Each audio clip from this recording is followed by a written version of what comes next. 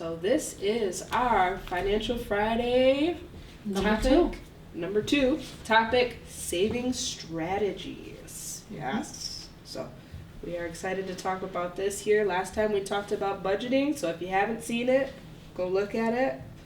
We are on Facebook and LinkedIn and on YouTube there, so click and subscribe. Yes. But yeah, we're going to talk about saving strategies today and what we have done in the past and giving everybody ideas of what they could do to start saving. As we kind of talked about budget last time, and savings comes with budgeting, so I'm going to kick off with that. Yeah. And we always will talk about something that we have tried.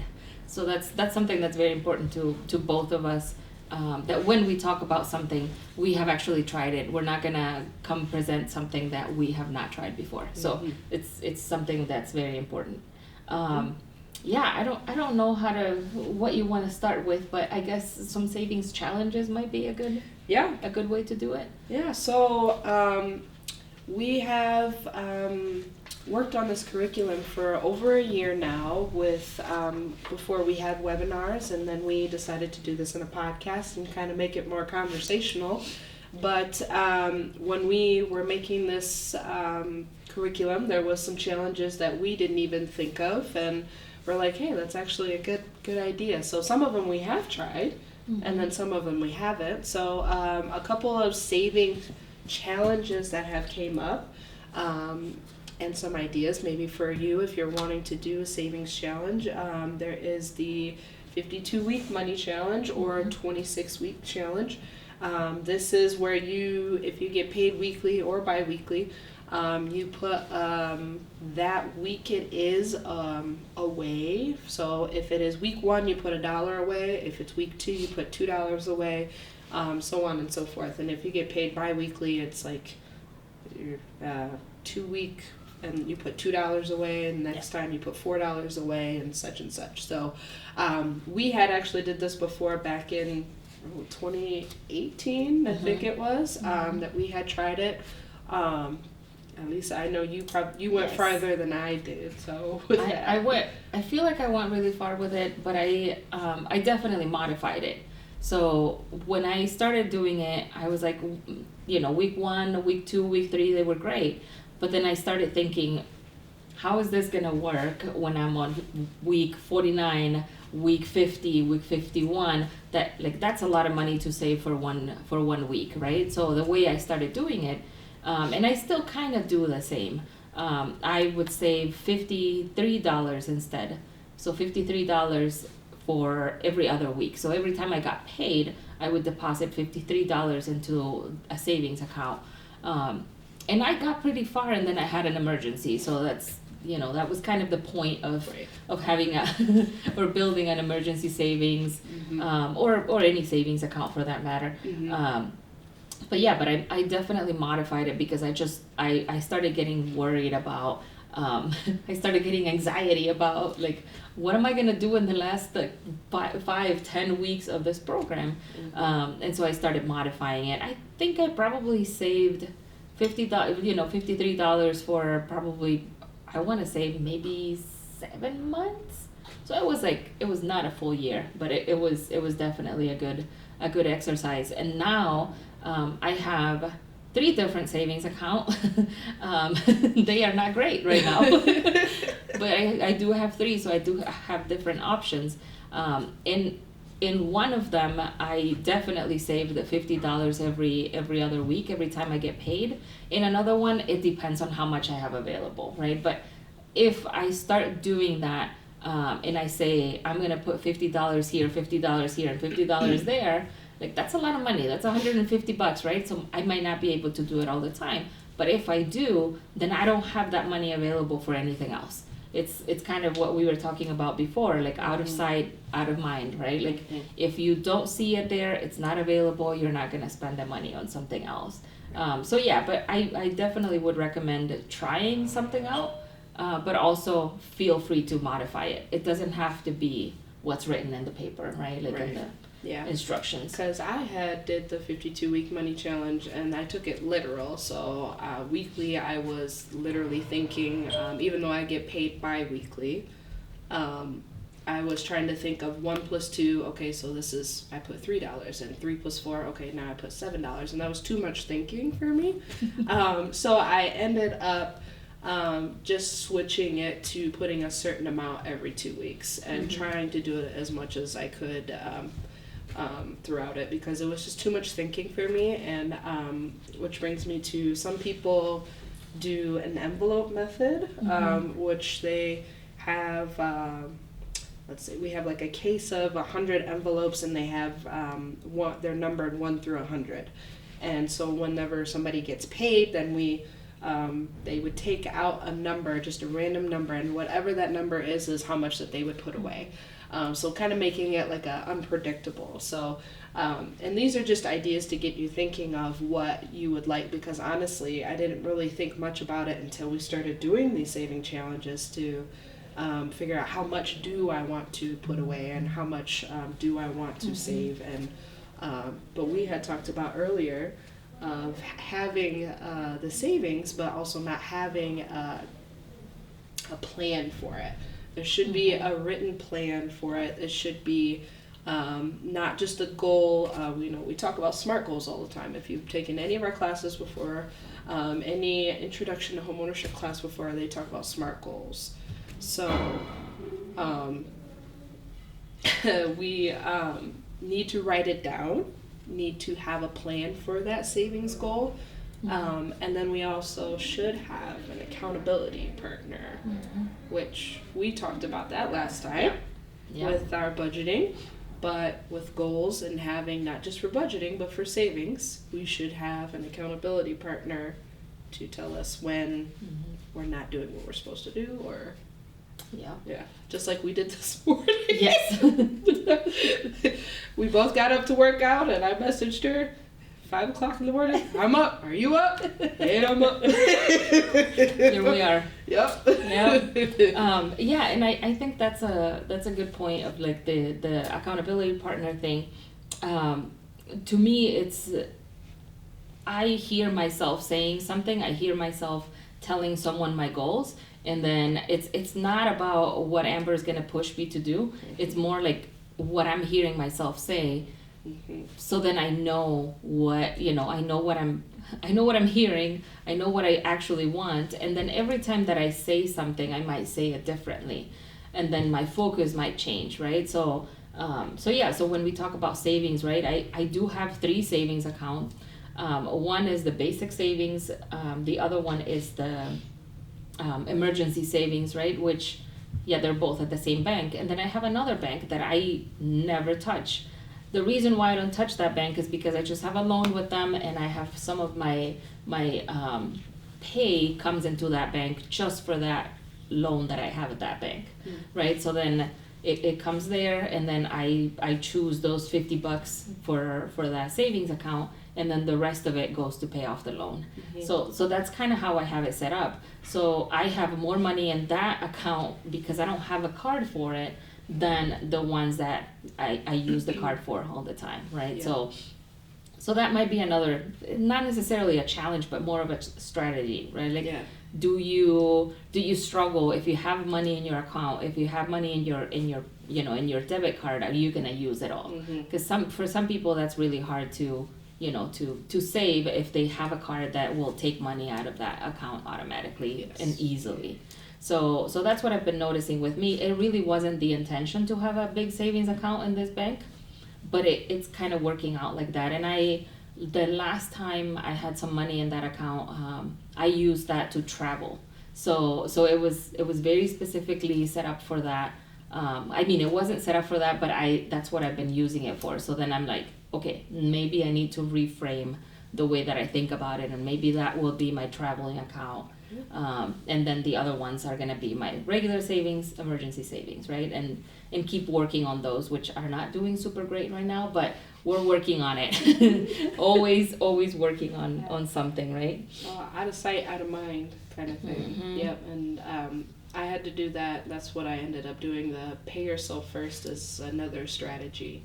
And that intention is to automatically, usually when somebody gets direct deposit, automatically a certain amount goes to a different savings account. But the whole point of it is to be out of reach, but not totally out of reach. And that is what worked best for me, because I needed discipline, and I still need discipline.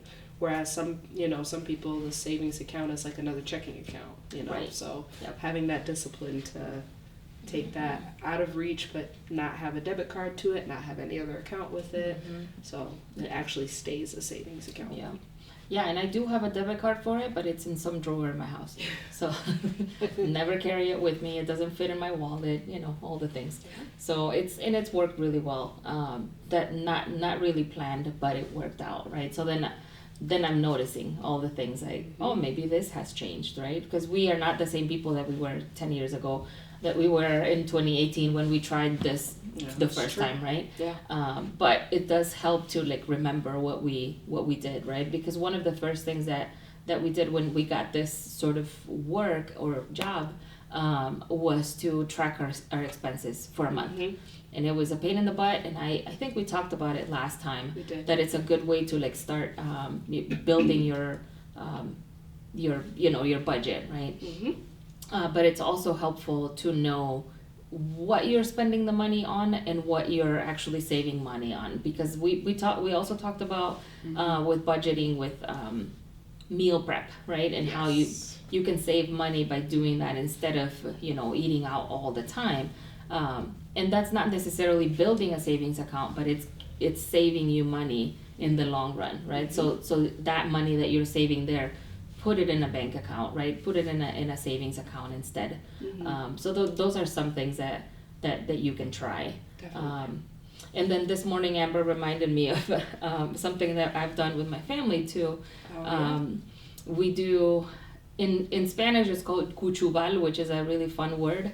But in English, I've heard it mentioned as a lending circle. So, or lending pool or money pool, whatever you want to call it. But it's basically you get together with, I don't know, however many people you want. It could be like 5 different people, 5 different families, or individually, however you want to do it. And so the amount of people that you have in the circle is the amount of, or the amount of months that you're gonna do this for. So you have 5 people, 5 months, and every month we take turns to get the pool of money, right? And you decide how much money that is. With my family, there were 7 of us, and we did, I want to say we did $100. So for 1 month, for those 7 months, one of us got $700, right? Well, technically we got 600 plus hours, right? Right. But it's the idea of, okay, what, and you can decide how to do it, but the way that we did it was, what is the month that I could use this money, and what is this money gonna be for, right? So we knew that some of it was gonna be, oh, I have this big bill. Another one of us said, well, I wanna pay off my car. The other one said, I wanna travel with this money, right? So it really, we didn't take turns randomly. We took turns in the month that it was convenient for us. So like you can do it like that. Obviously it has to be with people that you trust. Right. But that you do have to have someone who is gonna be collecting the money. There's a whole thing with it. But you can make it as simple or as complicated as you want. But it's a really good way to, have that savings, and maybe all you want to do with that money is deposit it in a savings account, right? So maybe it's not that you have an immediate need. Right. Maybe it's just something that you just want to build up your savings or whatever. Yeah, and I always thought that was a cool idea, because I always say that I'm going to implement that, and then I never get together with my brother and sister to figure it out, because I know I'm going to be the one that's going to be controlling that money, and that means it's enough. But that comes with being the oldest child, but I digress. But I thought that that is a cool way, and I know that I don't know a lot of people that do that, so I thought that was awesome. Yeah, I think the way that I've heard it is a very cultural thing in many, I know that in many countries in Latin America it's done, and then I've known of some organizations that have done it with African cultures as well. So, people from different places might do it differently, but that's the general idea of it is that to have to have some opportunity for everybody to get a pool of money, right? And who doesn't love just a pool of money for once, right? Right, yeah. And I think that, it's an awesome opportunity for somebody to have extra funds without even trying, basically, right? Like, as long as everybody's committed to it, it's like awesome money. Yeah. So we talk about savings and we talk about all the things that you could do, but we can get real for a second here. Sometimes it's really hard to do when you are living paycheck to paycheck, right? So it's kind of even a little bit helps, but to Alisa's point of even thinking about meal planning or decreasing your expenses, that's even considered savings, right? And I think with having an accountability partner, but also having somebody else to look at your budget to be like, because I had to, I do it all the time, but did you know that you could, get, free Wi-Fi, or, you could get rid of this expense and I could save you that. So savings is not just putting money away, but it also is having less expenses as well. So. Yeah. And you can start, you can start little, right? Like we look at the little piggy and how, we talk about that, and maybe we do have a piggy. I have a piggy at home that is a dragon, not a piggy. And I only save there coins. Any coin that I have from any cash transaction that I have, any coin in my house is in my piggy. I don't even know how much money is in there. Probably not that much, because I don't use cash that much. Right. But it's something that it's still, I know that the money is there. I know that I'm not gonna use it for anything else. If I need coins, they're right there. But it could be a good way to involve your kids in it as well. Something little, right, that you can do. Maybe they're not ready to be part of the lending circle, but at some point they might be, right? I do this with my parents and my siblings, so at some point they might be, getting into something like that, and that would be good, a good way to get them started in that. And that's just, I don't have kids, so I don't know how that works, but I remember, savings was one of those things that my parents always talked about. That was the only way that we talked about money was, savings. Like, we're putting money in your account every month at this bank, or it was usually a credit union. And that was, I know that I have a savings account somewhere in Guatemala, and I have not touched it. So I'm hoping that I'm rich at some point because of that account. Probably not. We need to go down there and see. I gotta go check it out. So, I think we've said it all with everything that we've done. There's some things that worked for us, some things that didn't. And we tried what we did, over a period of time to figure out what actually worked for us, just like we talked about with budgeting, and but with savings as well too. I know with me it's a discipline thing, so trying to figure out what saving strategy actually works for me. So we gave you a couple of examples of what you could try. Hopefully you can just try it out for a little bit here after you have tracked your spending, because that's what we needed to do first. And then hopefully set a goal for that and write it down, so that way whatever the savings that you're trying to do has a purpose. Because if it doesn't have a purpose, then it's just going to be used for anything, and then you won't actually save. So I said that to Elisa earlier. I had to write down what it actually was going to be for. Otherwise, I would continue to use it. So yeah, because it's there, it's available, right? Because it's there. We did want to talk a little bit about some other classes that we have coming up. March was savings challenges, and then April is going to be plugging spending leaks. Which we will explore that, and also I think it would be good if we actually keep track of our expenses in the next month. Oh yes. To see what our new spending leaks are. Yes, because they have changed from before. Yeah, because the last time I did an exercise with spending leaks was probably 4 years ago. Yeah. It was after we had started working there, but and then May we have building credit. And then June, paying down debt, and a bunch of other topics that are coming up. Everything can be found on our Facebook page and on our website. We do have flyers for it. We try to keep everything updated. And we also have a new series that's called Martes Financieros, and this will be basically Financial Fridays, but on Tuesdays and in Spanish. So just a little bit different. And it will be all But Elisa all as of well. me, no Amber in this case, but we'll be teaching, or I'll be teaching about the same topics that we talk about in English.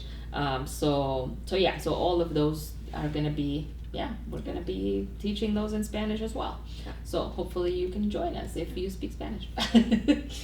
And so make sure that you like, subscribe on YouTube, LinkedIn, follow us on Facebook, so that way you can see more of us here in the future. Yes.